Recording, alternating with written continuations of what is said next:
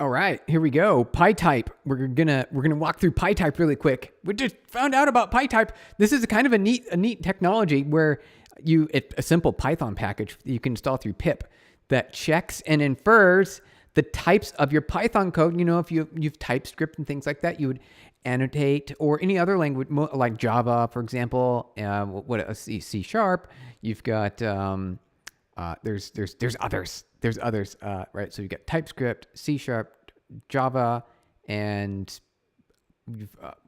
Golang, right? There's another one. They all have types on them where you can say when you define a variable, you say what kind of variable it is, what kind of data that variable is going to have. Is it a string? Is it a number? Is it an array? Is it an object? Or, those sorts of things. This Pytype is really cool because it does type checking without requiring type annotations. And it does this through inferencing based on the literals that are defined when you assign your variable. So at assign time, the first assignment, the Pytype will sort of lint your Python code, lint your plain, ordinary, unannotated Python code, and it will give you the ability to track that as a sort of a fact. Like the first time that you use this variable, it has a type of string.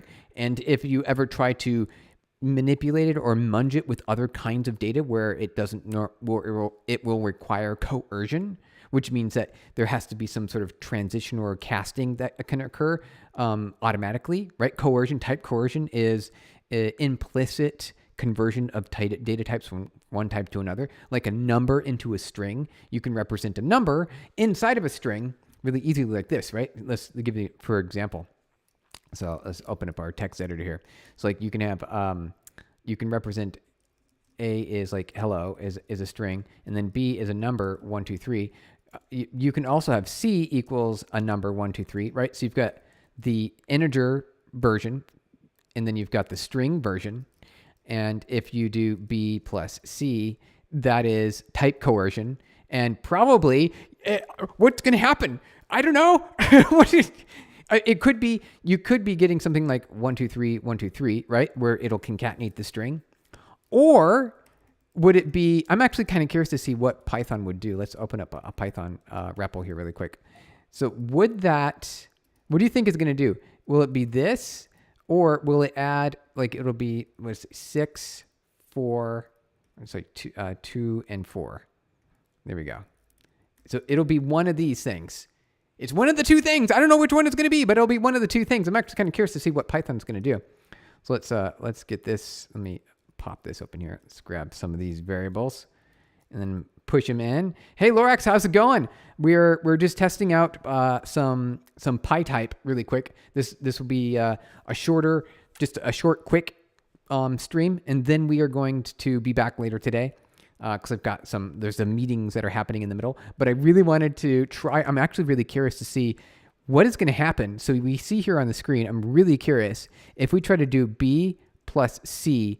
What is it going to do?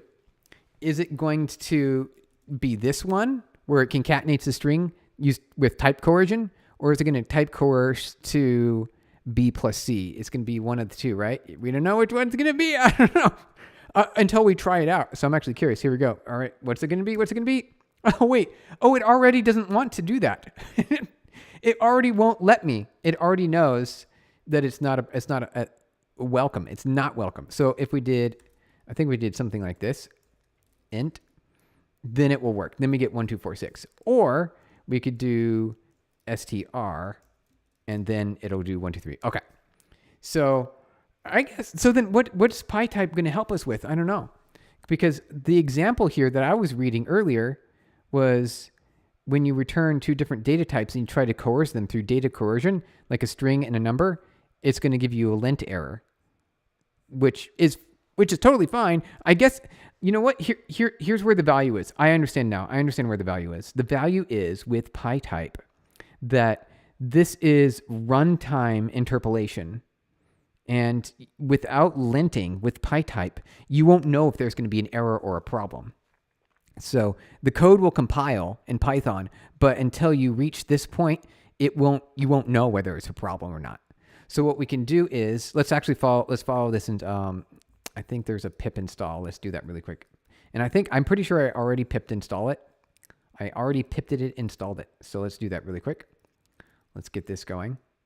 See here, close this window because we don't need it anymore. And then we'll pip install.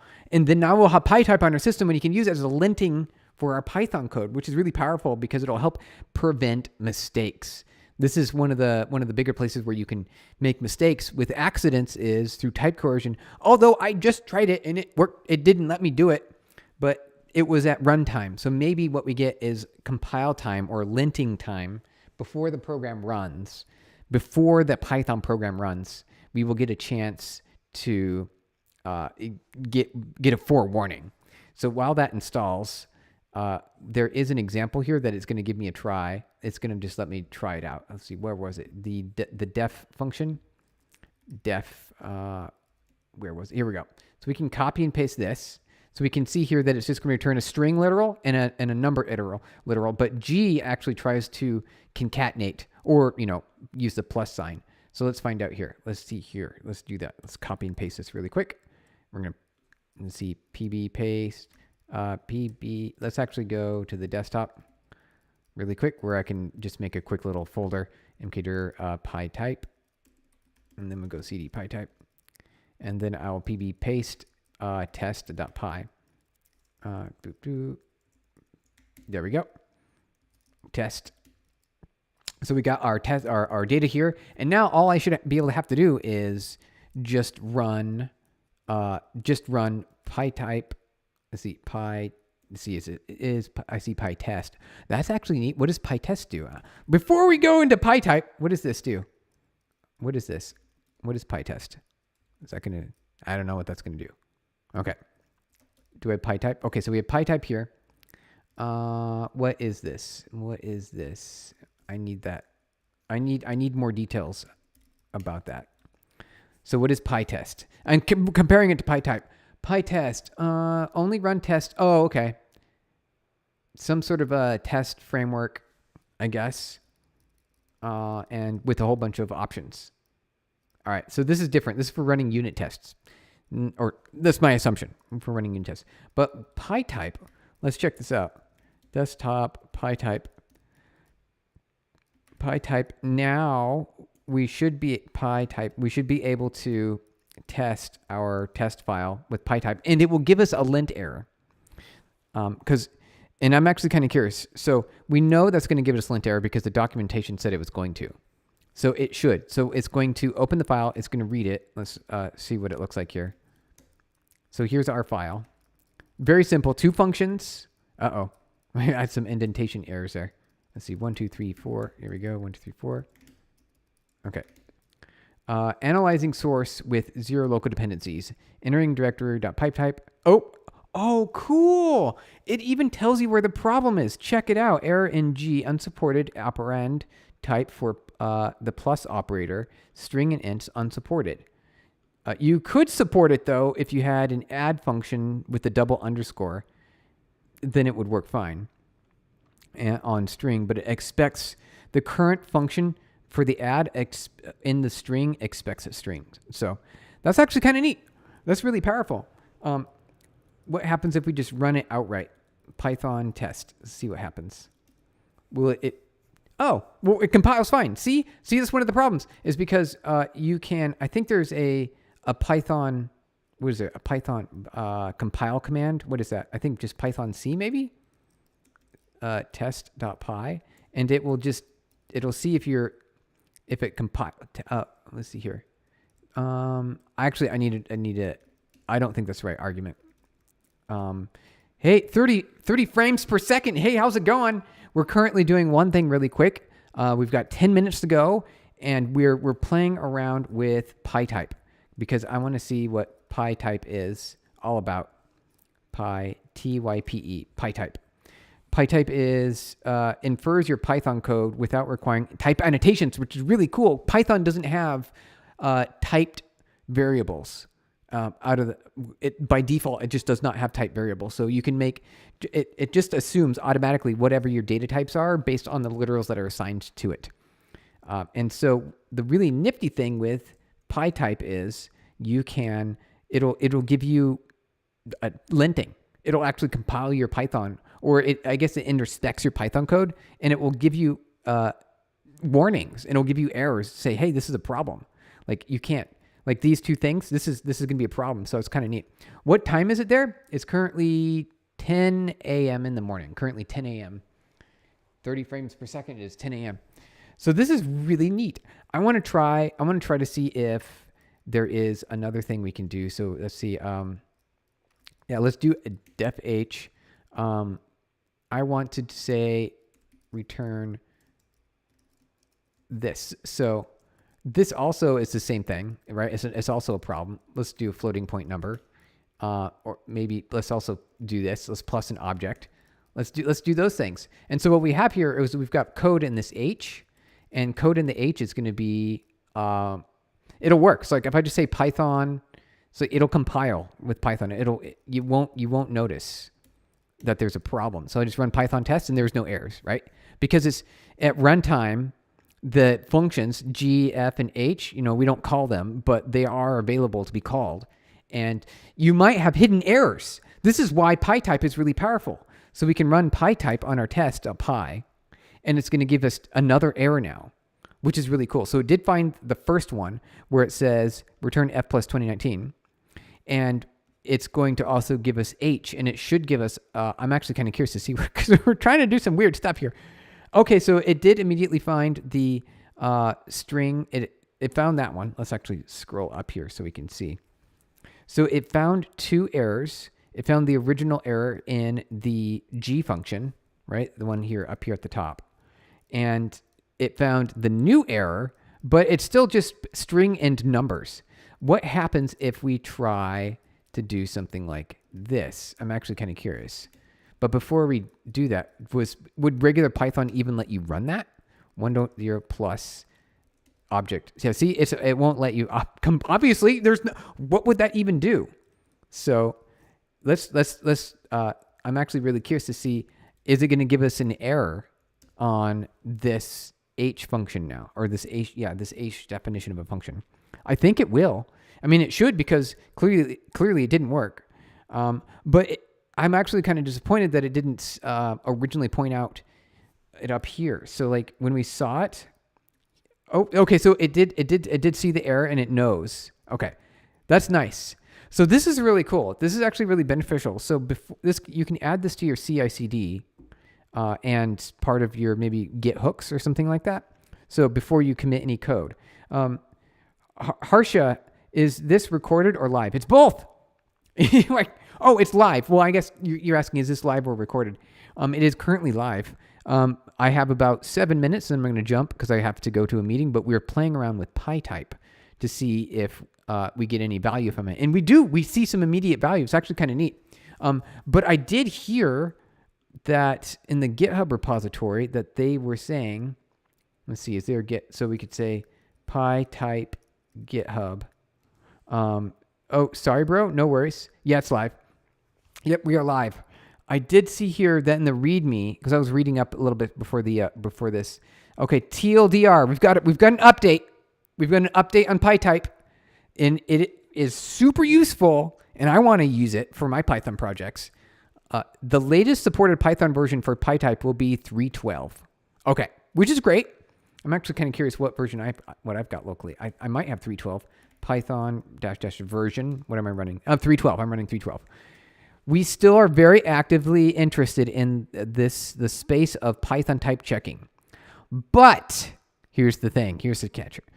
They're shifting investments towards new ideas and different frameworks. So this tells you that they might support, a little bit of Pytype. Maybe they won't go beyond 3.12. Maybe it'll just stay at 3.12. Maybe Pytype, obviously, is just statically analyzing the text. So it will probably work for most Python going forward into the future. Version 3, at least. It sounds like they're not going to support it anymore pretty much beyond that. But it's okay because Python's Python, right? let's see if there. While Pytype has been effective, its bytecode-based design has presented challenges in implementing new features. Faster adoption of new typing with Python's PEP, which is standard, like coding standard, like PEP. Right? What does PEP stand for? I forgot. It's like Python. It's like a style guide. Okay, it's the style guide. Yeah, Python enhancement proposals. Oh, okay.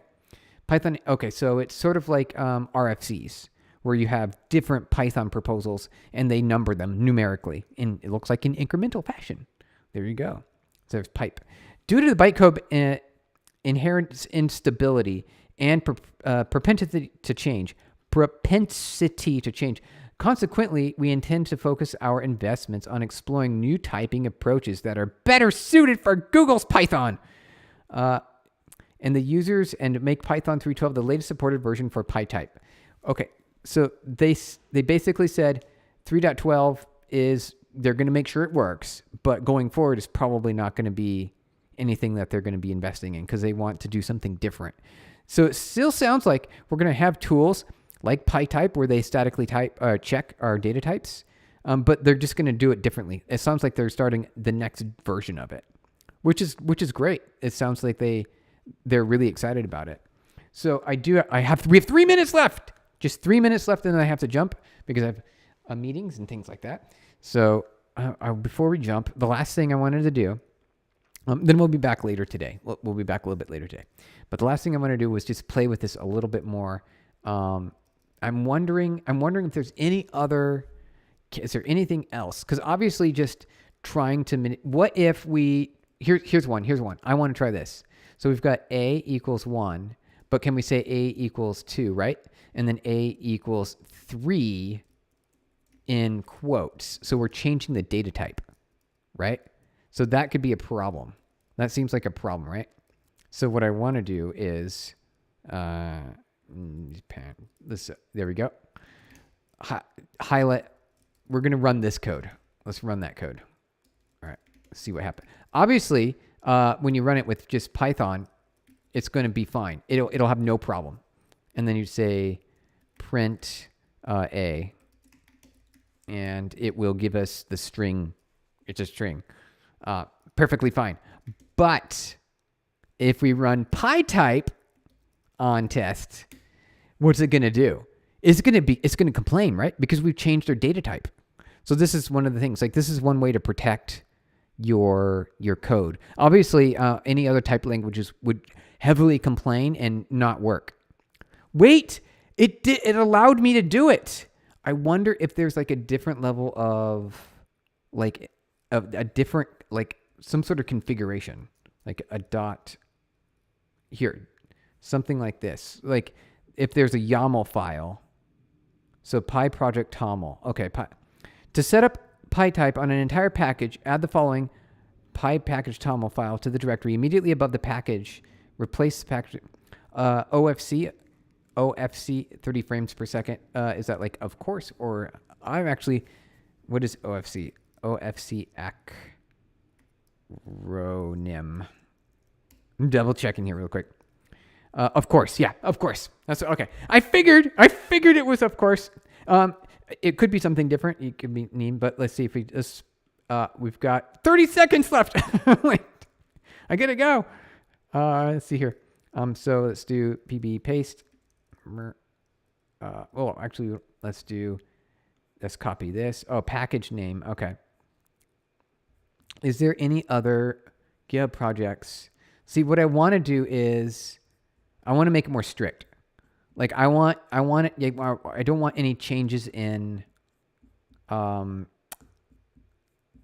I don't want this to be allowed. Like this shouldn't be allowed. I feel like if we're doing type checking here, and we change the data type with a variable, it shouldn't be allowed.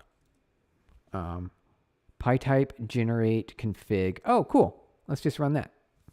Let's do that. See real quick. And boom. All right. And then let's see. Inputs to space separated list of files or directories to process. Okay. Version. Disable attribute error. Space separated list of error names to ignore. But I want it to be more strict. I want a strict mode. I'm going to go strict mode, config. Okay. Interesting. Subtools, merge, py. Well, guess what? We ran out of time. I'm actually kind of curious to see what it created, Pytype. Oh, neat. Oh, look at that. It gives us a nice little setup here. That's pretty cool. Python version 3.12. No, none is not bool. Okay. Oh, cool. Strict binding. Yes, here, variables initiated as none retain their none binding. Strict none binding. Okay. I'm running late now. We're running late. I gotta go. But I'm actually really curious about this. Let's see. Let's just run Pytype really quick. One last time on our test file and see if it complains. Now that we've specified our config. We might have to. No, it probably automatically knows because. Oh, see, it still doesn't. Leaving directory Pytype, entering directory Pytype. No work to do. Interesting. Well, maybe I'll play with it a little bit later to see if we can get something like this to be caught with the linter. But that's all we had time for. So thank you for jumping in. We'll be back maybe a little later today, and we'll have a new topic to talk about. Something new, something technical, something fun. It was good to see you all. Thank you for stopping in, and we'll see you here a little bit later today.